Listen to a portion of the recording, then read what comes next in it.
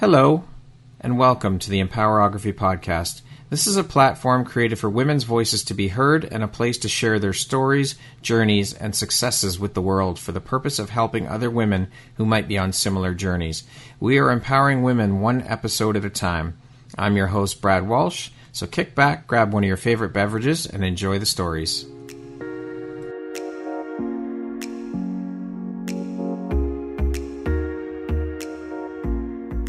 If you're looking for jewelry that makes an impact on your self-care routine and your style, Empowerography would love to offer you a discount code to one of our exclusive partners, Quartz and Canary Jewelry and Wellness Company.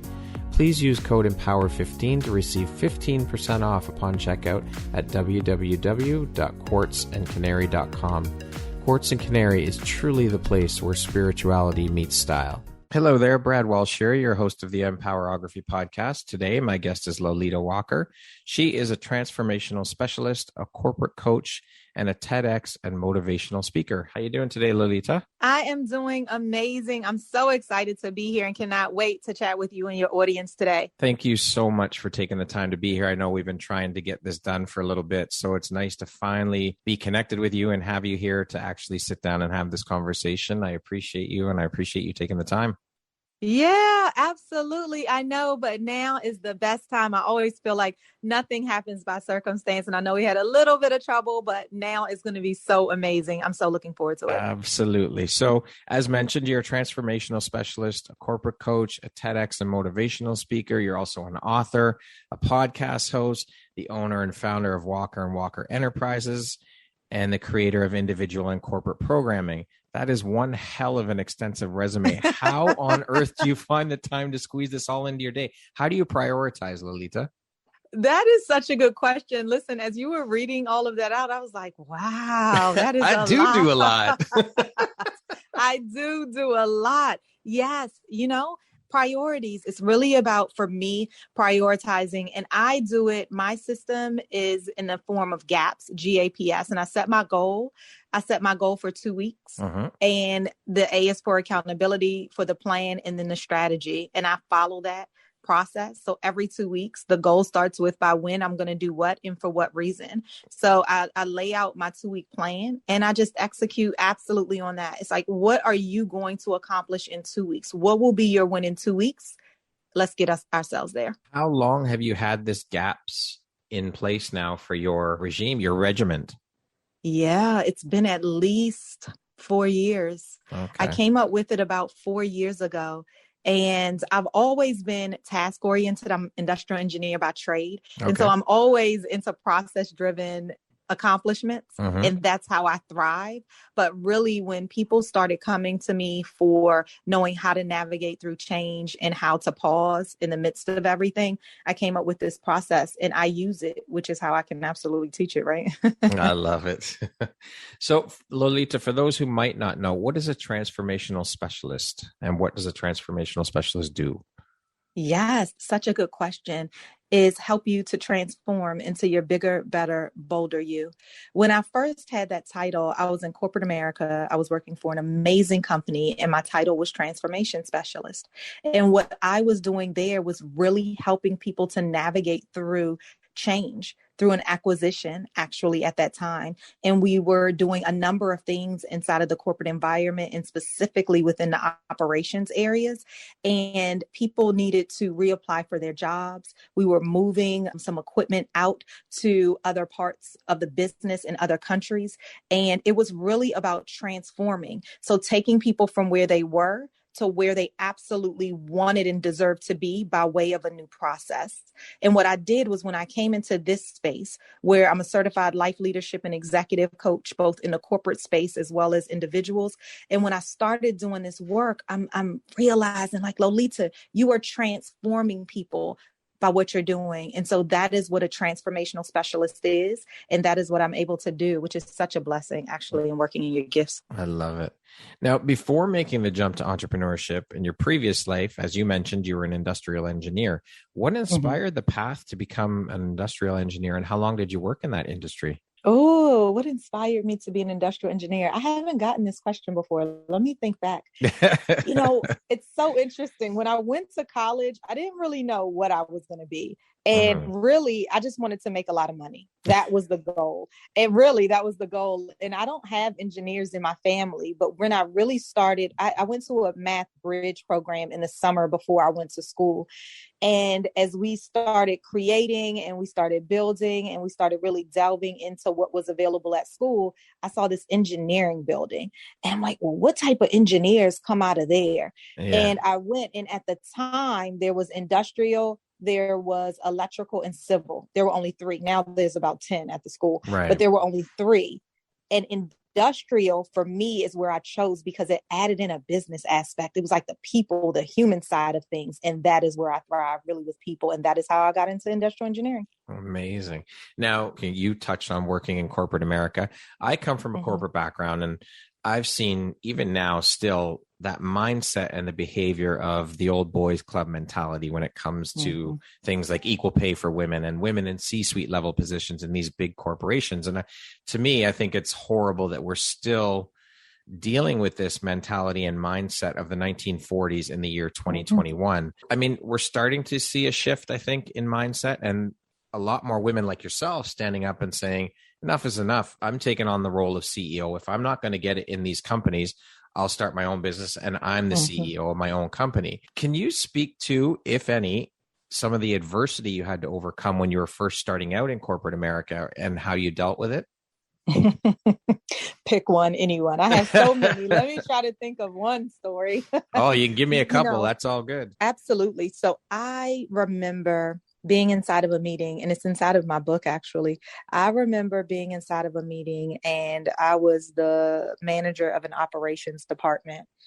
And I was in a meeting, and a guy probably about 3 or 4 levels above me was in the meeting as well. And he just was pushing and pushing and pushing on these questions. Now, I had a team, and my dad had always reminded me, delegate and disappear. That's the dad principle. Like, there's people that work under you. You trust them. They know the answers. As a manager, you don't always need to know the answers. Right. So my team was knocking it out, answering all these questions, but this gentleman just kept on pressing. And it got to a point where I remember leaving out of the meeting and going into the bathroom and crying.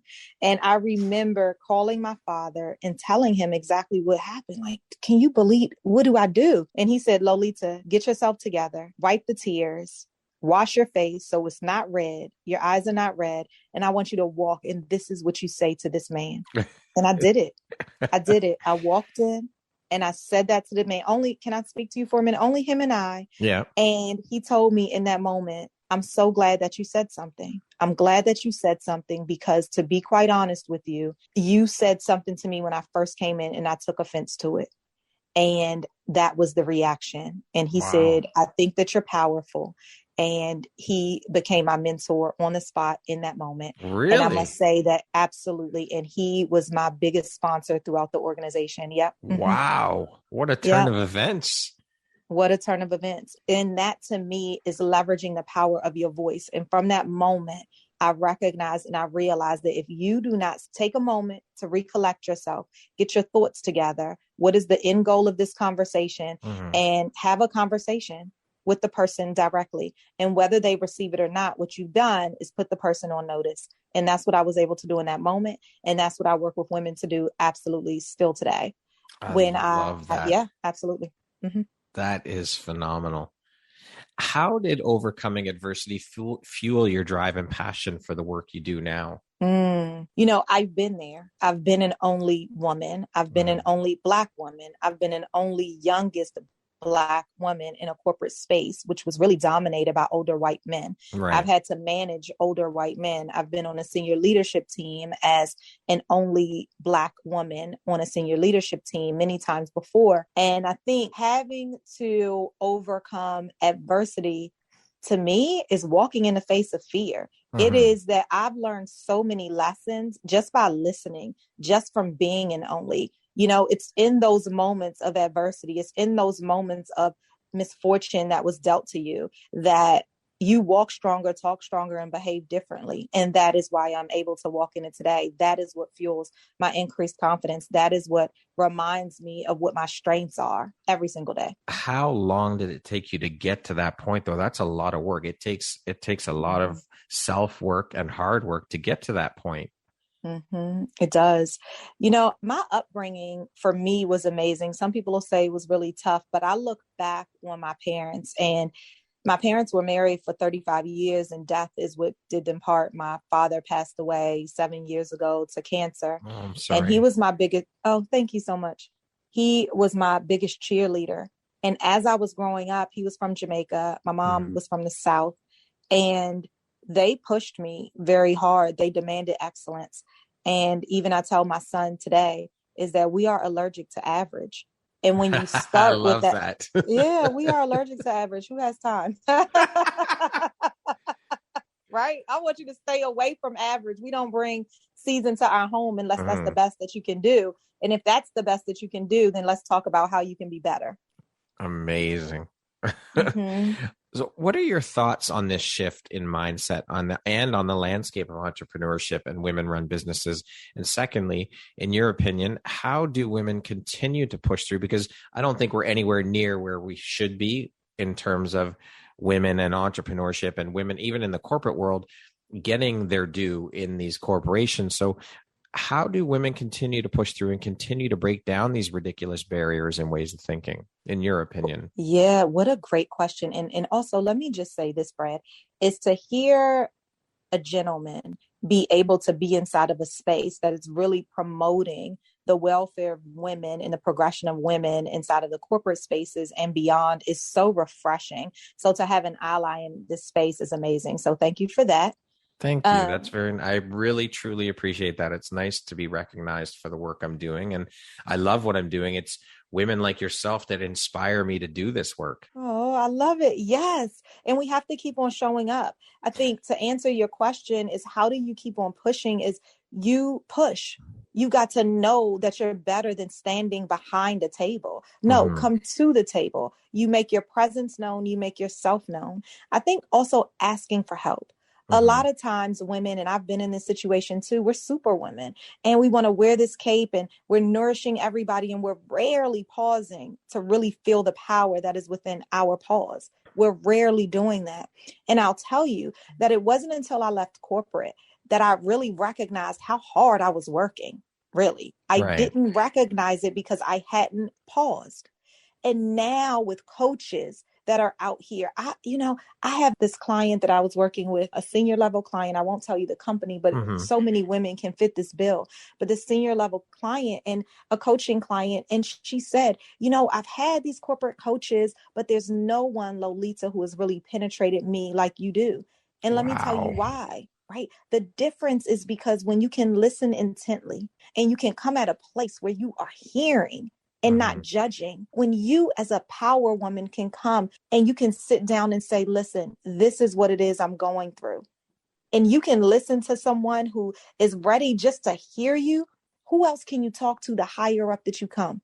Right. The higher up you climb on your ladder, you don't have too many people. And I must say that there's not enough women who are getting the coaching, the quality coaching that they need in order to really challenge themselves at what and who were you before this position. This position doesn't define who you were. What are your strengths that you have? And if you don't know, power woman, I want you to now go ask someone. And I want you to understand how you demonstrated that in the past, because it's that person, that self that we need to rediscover, because the real issue is that you've forgotten who she was. You've forgotten who she was and how she feels. And you're on this grind every day. But when you remember who it is that she was, she still is, and leverage that in order to propel inside of your current job, you'll move differently. Absolutely. Wow, that is incredibly powerful, Lolita. I mean, women have been told for so long that you can't have it all. You can't have the career. You can't have motherhood. You can't have this. You can't have that. Of course you can. If men can do it, women can. Women can do it better than men, for fuck's sakes. Like, enough of this thought process and mindset. We have to shift. We have to change. And more men need to get on board and stand beside our women and help elevate them and lift them up and show women that we are their allies, not trying to hold them down. Like, the women have been held down by men for so long. It's time for us as men to own our shit and stand beside our women and support them. Absolutely. I love it. Yes. And a lot of that comes with courageous in contagious conversations. Mm-hmm. When you take a deep breath and Mm-hmm. go in and have the conversation, whether it's your employees, whether it's your staff, whether it's your peers, or whether it's the folks that are above you, having the conversation. And I love 3 bullets. Like, what is it that you want to walk out with? What are the 3 things that you wish to walk out with? And let's make sure we're having that tough conversation to make sure that you are heard and seen the way you absolutely deserve, right? That's it. Often. Yeah, right? You get me all jazzed up. Well, it starts with those difficult conversations. And yes, they are going to be difficult, but they're necessary. Mm-hmm. This is how we start to break down the barriers. Conversation is a huge part of that. That's the catalyst for it. Absolutely. You know, when I was in corporate, for every business unit I was in, I was always one of the leads of the African American Affinity Network and always one of the core leads within the Women's Affinity Network. And why is because for 2 minority groups, it is time for us to stand up and make sure that we can stand up with our clarity, our confidence, and our commitment. And I always say that clarity plus confidence equals the commitment of how you show up every single day. Every single day. And when you're clear on what it is you deserve, when you're clear on where it is that you want to go, when you're clear on what needs to change in order for you to feel whole and therefore for your culture as a result to shift to what we're talking about today, you increase the confidence of how you're going to walk, talk, and behave every day. And that is the change that we absolutely need, absolutely deserve. And quite frankly, if our companies want to keep up, then they will start listening with a different ear because it is the culture that we need to shift, which means that it is within each and every one of us who sit at a leadership team, right? Leadership team level to make decisions, to absolutely feel the power within their paws and be challenged on who it is that they are and how they are making decisions in the organizations based on the vision and based on their core values, because oftentimes they're not matched. And that's a gap. Wow. Now you're firing me up. This is amazing.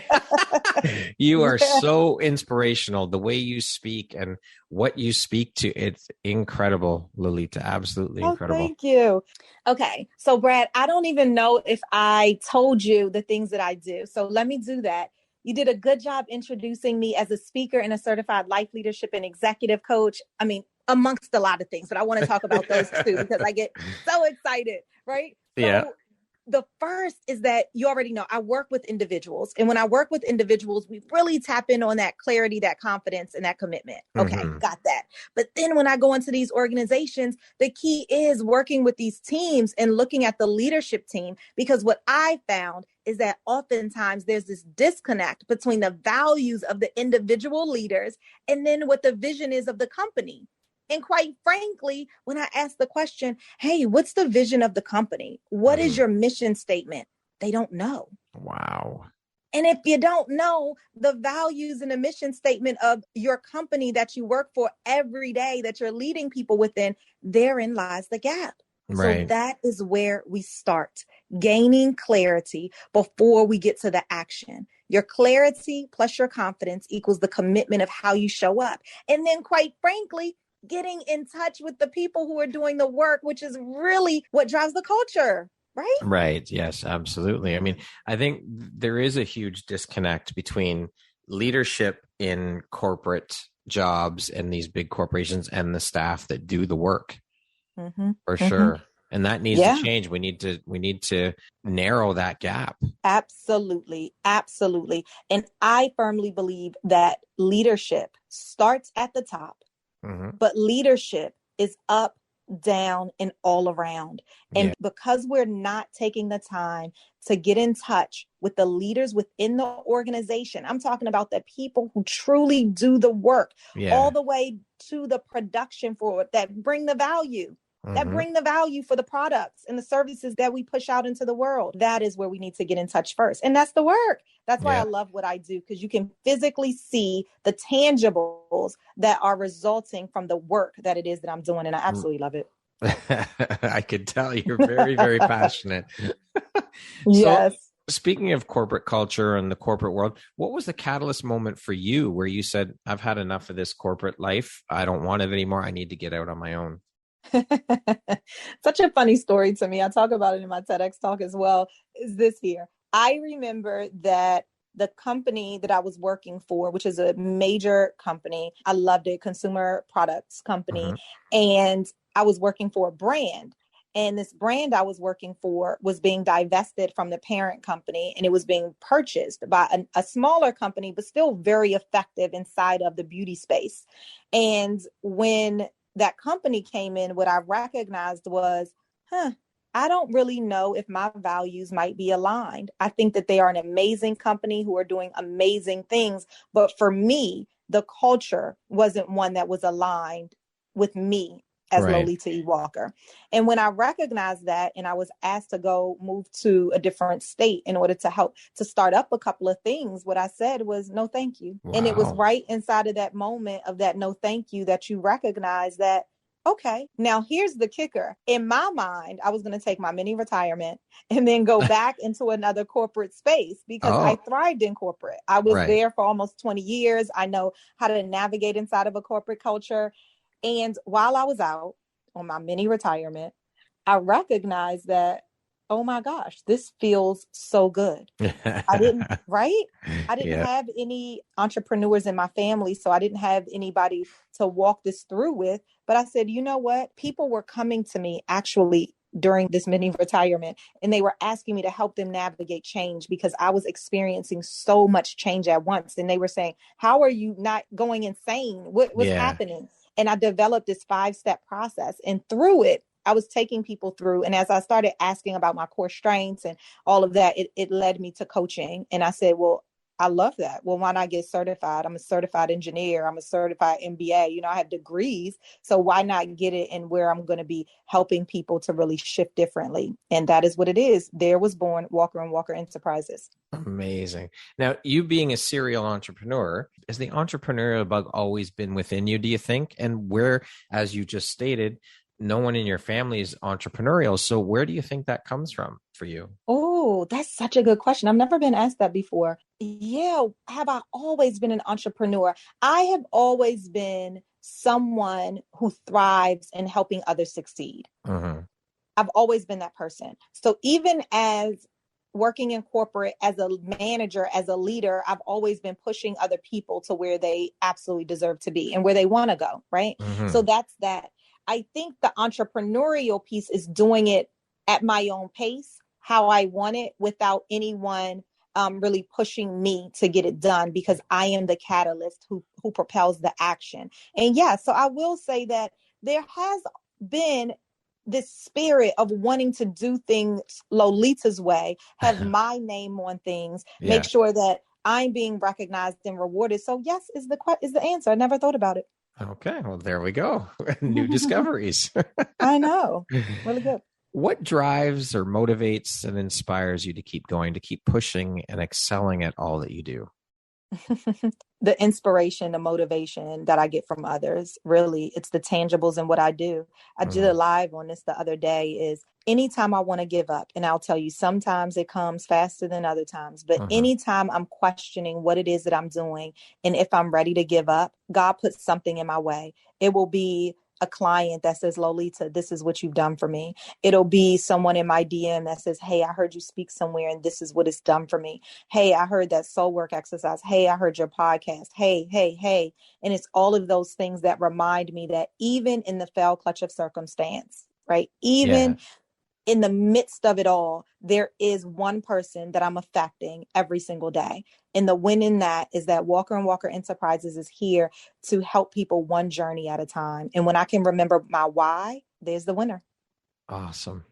It is an incredible feeling when you know that the work you're doing is impacting human beings and changing lives and inspiring change in others. I don't think there's any better feeling in the world than that. Absolutely. It feels so good. It gives me goosies just listening.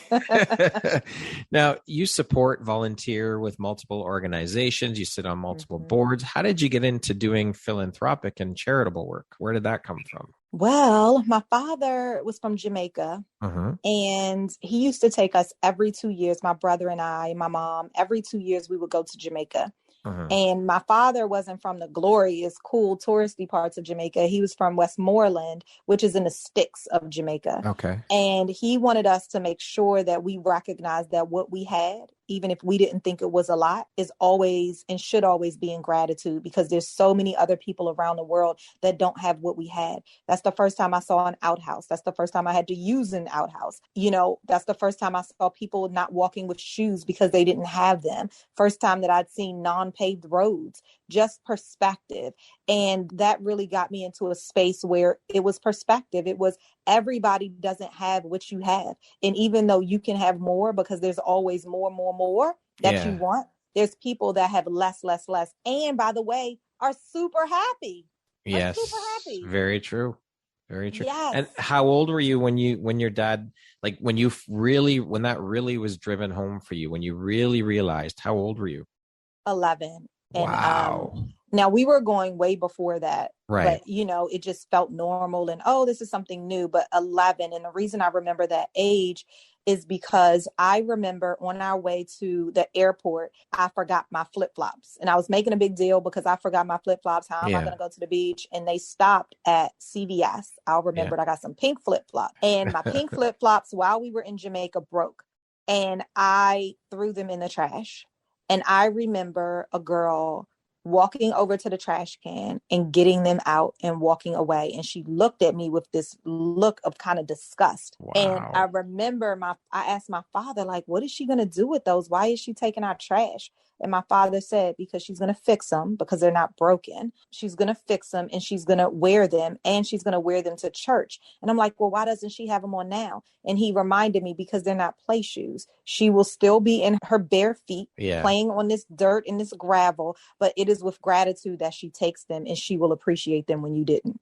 What an incredible lesson for an 11-year-old kid. I mean, wow. Yeah. Your father sounds like an incredibly wise man. Oh, I love him to death. I talk to him every day. That's amazing. So what is the most inspiring part about the philanthropic work you do for you? Inspiring. A little bit about what I said, but I think, I'm also in a sorority, Alpha Kappa Alpha Sorority Incorporated, and community service is really at the helm of everything that we do. And it's really helping our community. It's keeping me in the space of gratitude. It always reminds me that, Lolita, even when you want to complain, you want to be higher, you want to be doing more, there's so many more to impact. Why don't you pause? It reminds me of gratitude. It reminds me of taking a pause. It reminds me that my mission in life while I'm here on this green earth, because tomorrow isn't promised, I want to leave an impact. And what will that impact be? And I want to be able to touch people's lives. Amazing. As mentioned previously, you're an author. Your first book is called The Intersection of You and Change. Can you tell us a bit about the book and give us a brief overview of it and when it was released? Absolutely. It was released in 2018. Okay. I love this book, of course, but I wrote it. And it's, of course, it's because the intersection of you and change. Just think about it. We all find ourselves at an intersection of us and a change that needs to happen. And when you look at the cover of this book, you'll find yourself either choosing, am I going to go left? Am I going to stand in the complacency of where I am right now? Am I going to go back because I know how to overcome those barriers? Or am I going to leap because I know there's so much greatness in me? Am I going to leap into the unknown? So this book is 17 stops of self-discovery. And it's a book that was really written for women by a woman to help us to move in spaces that we deserve to be. And it takes you from Journey Junction to Gratitude Gateway, with Forgiveness Freeway there, communication cul-de-sac. I love it. Yeah. Amazing. Yes. I love it. I love it. And it starts off, and it's short. It's 126 pages only. It starts off with a poem of the acronym of where we are. It goes into a little bit about the stop. I give you a small bit of my story, my personal story in that space. And then I gift you with soul work. And those are exercises that you literally write in the book and complete, so that now you can discover this self-discovery that we're talking about. So you can rediscover the power of who you are, because there's some things that you're going to need to release in order to go where God is having you to go. Amazing. Did you write this with the intention of gearing it specifically at women and for women? Or is it for, Is it for a wider audience or specifically when you set out to write it? When I set out to write it, there were no expectations. Okay. I literally was writing because it was me on my own self-discovery journey. Mm-hmm. That is how it started. Then I said, I am a woman and I want to make sure women are standing up. So it says an empowerment book for women. However, great question, Brad, because what I learned was that men are buying this book and couples are buying the book to do together. And I found the men one out because I was at a mastermind in Boston. Was it last year? Maybe it was a year and a half ago. And a guy heard my name called and he came up to me and he said, is your name Lolita Walker? And I said, it is. And he said, do you have a book? And I said, I do. The Intersection of You and Change. And he literally pulled it, I cannot make this up, out of his bag and said, I love it. Can you sign it? Wow. And I talked to him about why that book was so important to him. And he said, originally it was because he heard me speak. And he's like, if women can get this goodness, I want it too. Why can't I have it? Yep. Then I found out that there are couples that are reading it together. So I even work with couples offline to go through different pieces of the book. And it's so interesting. Even teams are using it. Amazing. So that's a good question. Congratulations. I'm going to have to check that book out for sure. Yes. Absolutely. Yes. I would love to get you to sign it. I would. I'll send you one. Now, you're also a podcast host of the podcast Coaching, Cocktails, and Conversations. I love the name, by the way. Thank you. What was the inspiration for starting the podcast? And can you tell us a bit about the podcast? I will. Yes. I love it too. Coaching, Cocktails, and Conversations is a podcast that gives you 3 sections when you choose to join me at what I call my kitchen table. Coaching is all about leaving you with a couple nuggets to challenge your thinking. Cocktails is not so much about what you're sipping on, but there's no judgment at all. It's more about celebrating the greatness of who you are when you choose to show up with me. And then Conversations is just juicy conversations. Now it's either with you and I, if I'm doing a solo, or it could be with a special invited guest. Okay. And we talk about amazing topics that really challenge you where you're standing right there. Beautiful.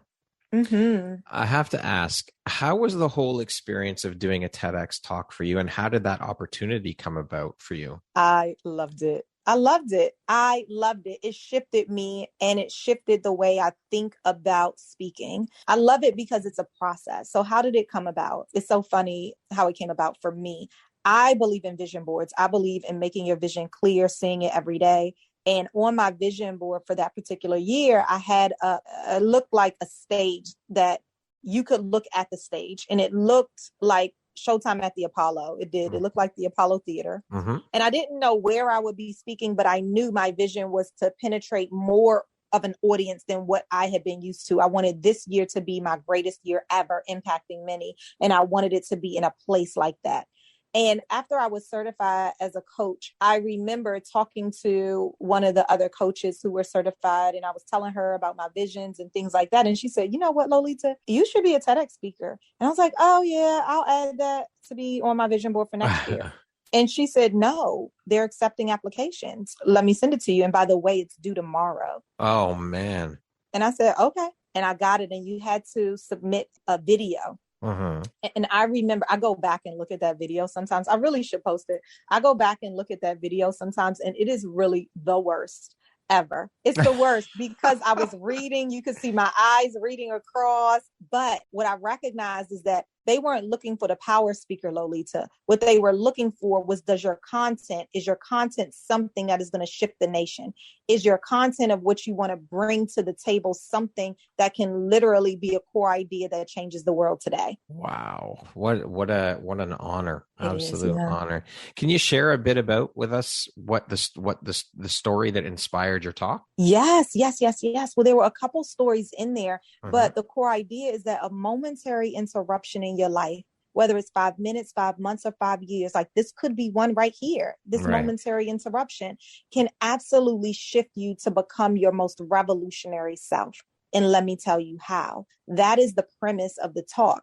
And the way that I did that was in what I call the 3 terrains of change, which is embrace, act, and thrive. And for each one of those, I told a story that really helps you to sit in it and really challenge you so that now you can embrace, act, and thrive to become your bigger, better, and bolder self. Great segue, because that was my next question.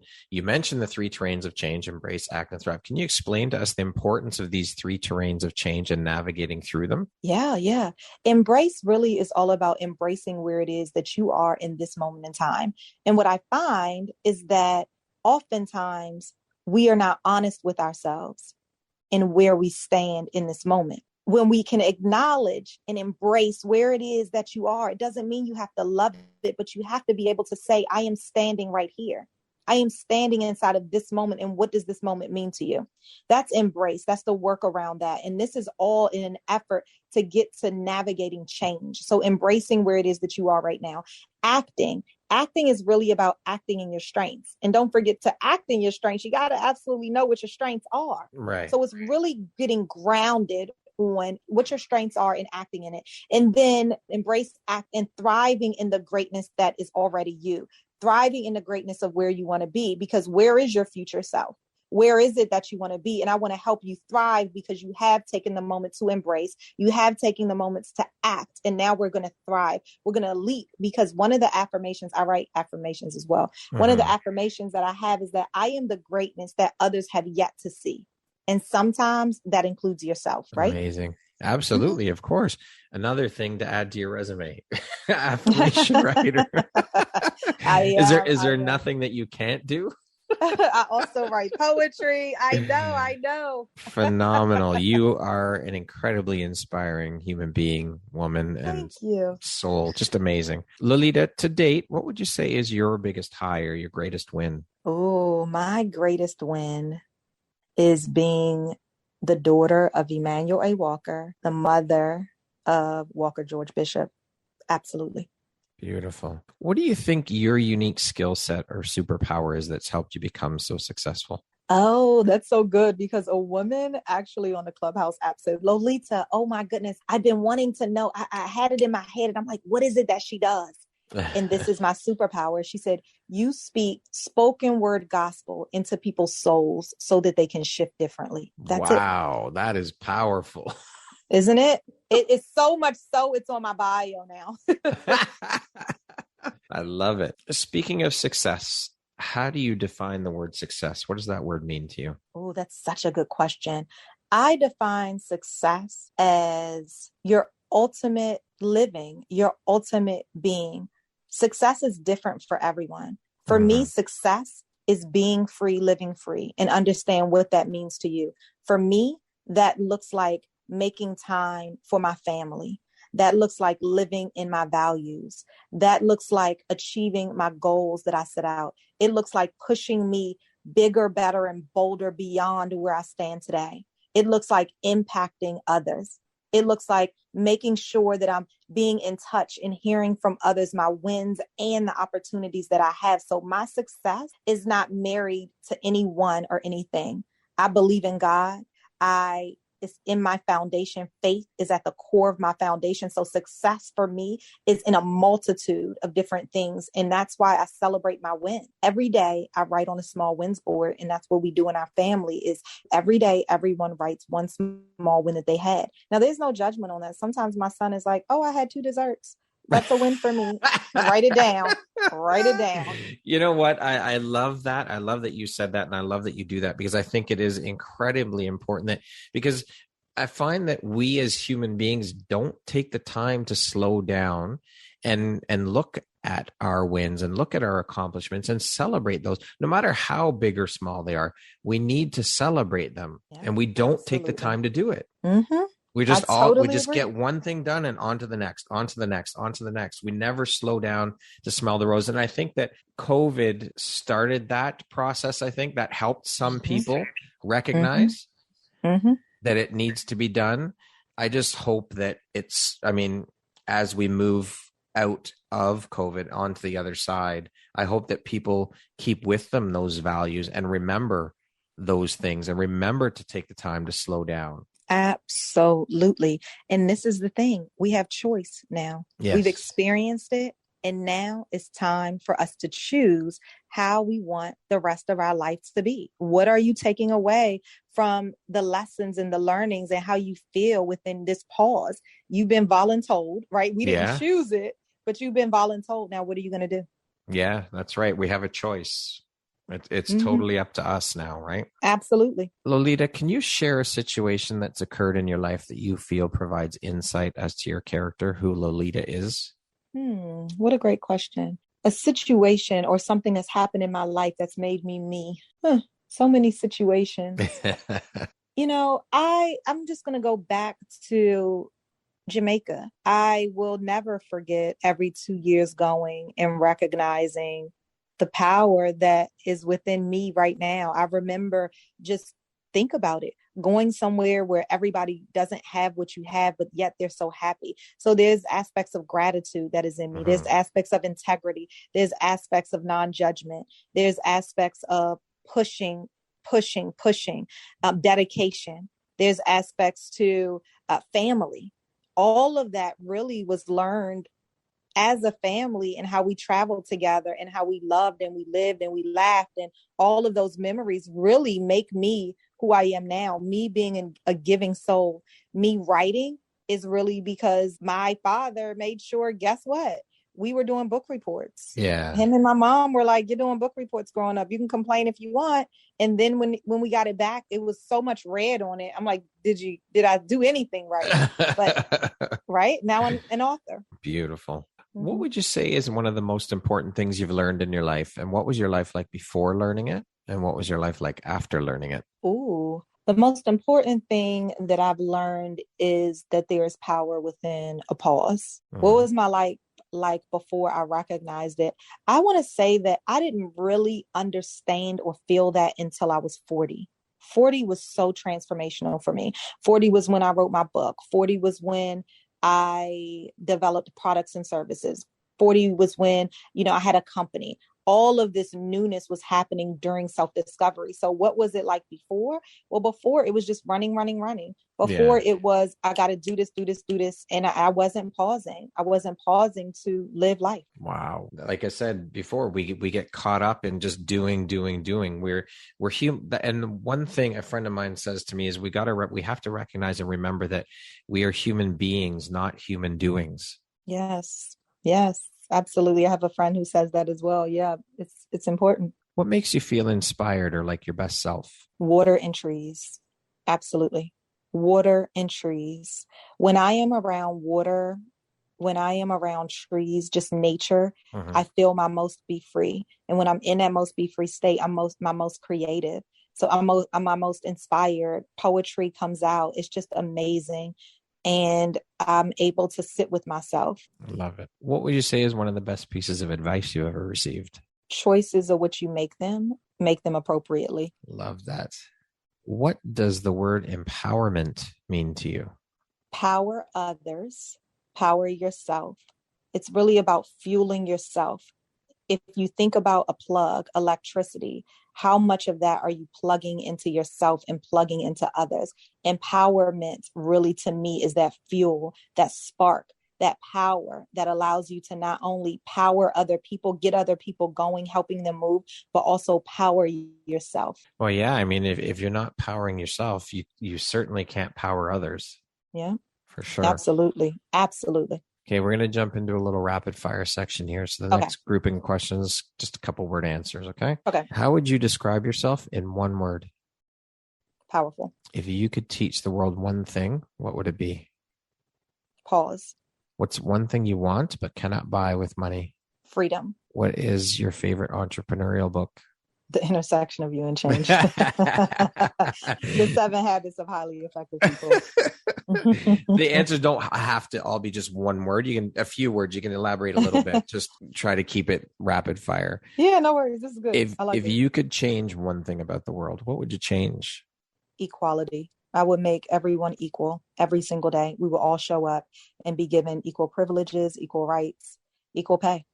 Okay. If you had a theme song that played every time you walked into a room, what song would that be? I got the power. Entrepreneur life is? Hard as hell. Mom life is? hard as hell, rewarding. My favorite way to unwind is a cocktail, looking at water. There's that water again. Yeah. What's the first thing you think when I say the word future? Excellence. That concludes our rapid fire section. Now back to our regularly scheduled program. I love it. That is so much fun. Lolita, what would you say are the top 3 skills needed to be a successful entrepreneur? Patience, a vision, grind. I love it. Can you tell me about a moment when a person's kindness has made a difference in your life? Oh, I love this. Yes, I love this. I was just speaking to someone the other day about kindness, and I was at the car wash. So random. I was at the car wash, and the person in front of me paid for my car wash. Okay. And I was like, wow, that is so amazing. And it shifted me. It really did. It really has me doing so many more acts of kindness randomly and feel in that moment the same I did, because you never know what's happening in someone's life. That's right. There, right? That $12 car wash made such a difference. And now I'd love to pay it forward and try to do it every day. Paying it forward is really a wonderful, wonderful feeling. Mm-hmm. What entrepreneurial tricks have you discovered to keep you focused and productive in your day-to-day busy schedule, would you say? Proper preparation prevents piss poor performance. Plan out your days. I love that. Because you can get sidetracked so easily. Yeah, for sure. Lolita, if you could sit down and have a 1-hour conversation with anyone in the world, alive or dead, who would it be and why? My father. I miss him. Yeah. Who in your life, I'm pretty sure I know the answer to this one too, but I'll ask it anyway. Who in your life has had the biggest impact on you and why? Oh, my father. I knew it. Yeah, why? For so many reasons. It's so interesting because somebody the other day said to me, you talk about your father so much. I think you're holding on and you should really go get some therapy, because I think that you haven't really processed through all of the grief. And I said, oh, wow. I remember my father intentionally every single day, because there's so many lessons that he is taught, and it doesn't put a damper on the relationship or with anyone else, my mom included, my 90-year-old grandma, at all. But what it does do is remind me that he's a push to me every day, dead or alive. And that's the end of that. And that's it. That's an odd thing for someone to say. Yeah. I talk about my dad all the time. In my there's book, nothing there's wrong a with whole, that. You should celebrate him. Yeah, I do. I make no apologies for it at all. And nor should you. He's had a huge impact on who you are as a person. Mm-hmm. Absolutely. I love it. How would you like to be remembered? As someone who was able to pull the greatness out of you and help you to propel further and farther without any expectations. I love that. If you could step into my shoes, Lolita, what would you have asked yourself that I didn't ask you? Well, you had some pretty good questions. Let me just say that. Thank and you did. You had some really good questions. Thank you. What would I ask myself? How do I celebrate my wins? Good question, Brad. One of the ways that I celebrate, I love crab legs. And I talk about this all the time, is we celebrate at the end of every month with a bunch of crab legs. I live in Maryland and it doesn't take much, but when I get to certain milestones, I'm celebrating with crab legs. Absolutely. And it just forces me to pause. It forces me to have some fun. It forces me to be with family. And sometimes I'll get crab legs by myself because I want to be by myself, but most times I enjoy it with people. Awesome. I think that's amazing. Again, it just goes back to what we said earlier about celebrating those wins and appreciating them. So good for you for doing it. Yeah, I love it. Yay. This has been such a great conversation. If you could go back and give your younger self one piece of advice, what would that piece of advice be? Have fun and let loose, right? I would say you don't have to be as buttoned up as you thought that you needed to be at all times. It's okay. Beautiful. Lastly, Lolita, if you were to deliver your last 30-second speech to the world, what would that last 30 seconds sound like? What would you say? I would say you are on this earth to make an impact. What impact are you leaving on this earth? And are you doing the things every day that help you create the legacy that you want to see and the legacy that you want to live? Beautifully said. Lolita, thank you so very much for taking the time to be here today and chat and be part of the Empowerography community. I am so honored to have you as part of the community. And you are an incredibly inspirational woman. Your energy, your attitude, everything. I just love it all. It's so inspiring. Thank you. And so infectious. So thank you so much for being here. Oh, thank you for having me. I told you this was going to be amazing. I believe that all things happen at the right time. So today was the right time. Today was the right time. And I'm really excited about it. Absolutely. Once again, my name is Brad Walsh. Today, my guest has been Lolita Walker. She is a transformational specialist, corporate coach, and a TEDx and motivational speaker. Thank you again so much, Lolita, for taking the time to be here today. I appreciate you. Have an amazing rest of the day. You too.